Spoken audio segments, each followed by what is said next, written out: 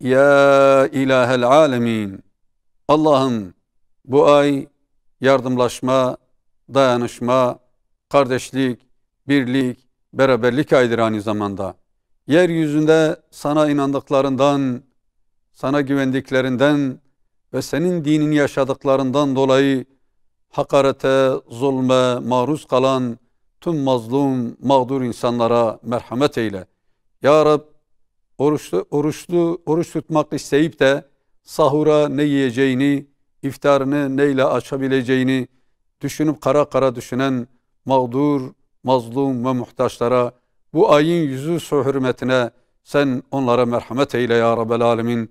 Ya Rab, onlar için sulh ve selametlikle bir gün refaha, huzura, saadete, kendi imkanlarıyla ayakta durabildiği günü kendilerine nasip eyle. Ya Rabbi, muhtaçların yardımına sen koş ya Rabbi, onlara yardım eyle ya Rabbil Alemin.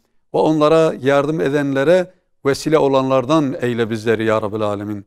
Dualarımızı kabul, ibadetlerimizi makbul, günahlarımızı mağfur eyle ya İlahel Alemin. Amin. Velhamdülillahi Rabbil Alemin.